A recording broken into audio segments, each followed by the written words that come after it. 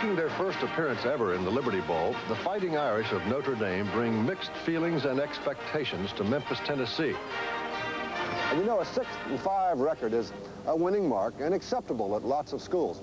At Notre Dame, where every coach, every player is haunted by the ghosts of Rockne and the Four Horsemen, the Gipper and Leahy, well, that's really not what the Fighting Irish had in mind. But Coach Gerry Faust has tossed aside the slings and the arrows. And he and his players say the Liberty Bowl means a new spirit and really a brand new season. It's a one-game season, and our players have had time to heal up a little bit, as has Boston College, and I think they're looking forward to the game. I really do.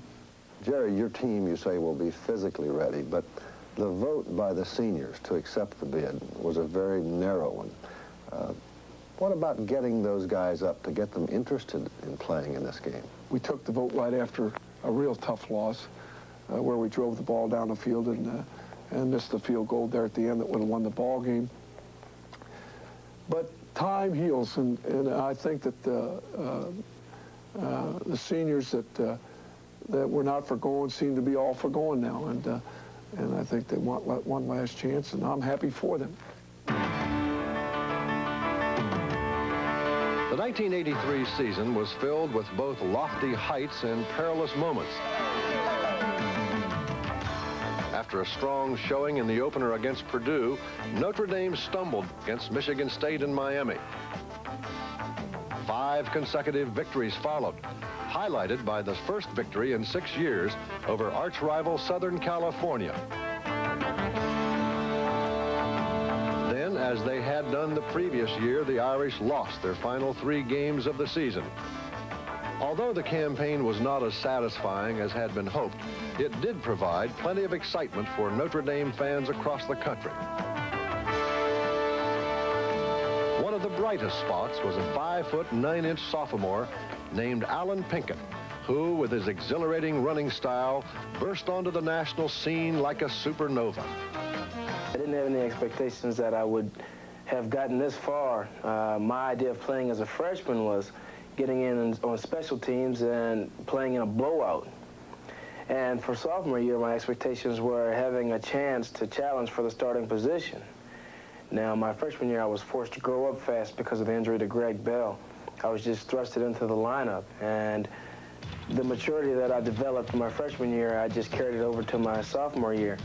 The philosophy they use here is that the big linemen that are about 6'6", 270 pounds, 280 pounds will hit into the defensive linemen and stand them up.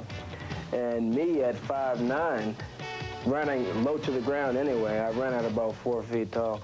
The defense can't see me, and by the time I do get through a hole or the defense finds me, my quickness is supposed to take over.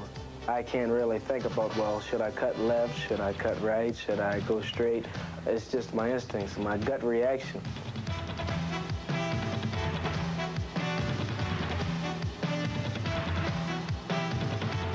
Notre Dame employed 2 quarterbacks during the regular season, senior Blair Kiel and freshman Steve Berline, and both figure in the Liberty Bowl game plan. We felt that this being Blair's last football game and playing so well that he should get the starting nod, and I think Steve agrees with that. He's only a few passes completion short of the record, too, here at Notre Dame.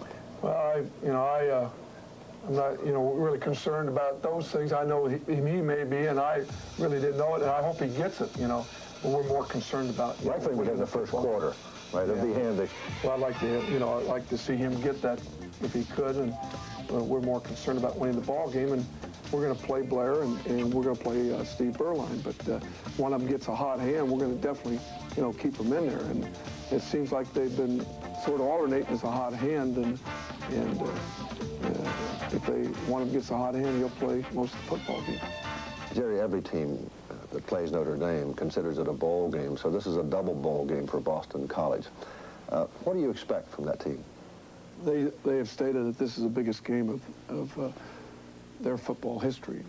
And if I was on their side, I would probably feel the same way, and Jack Bucknell and the Boston College team has just done an excellent job this year. They've proven that they are an excellent football team. They've beaten Clemson, their only loss, and Alabama and Penn State. They've beaten some real fine football teams. And I think we'll find out a lot about the character of our young men in this game, and it'll be an interesting football game. I really believe that. The Irish defense, which finished 14th in the nation in total defense, will have to play at full potential to shut the door on the explosive Boston College Eagle attack.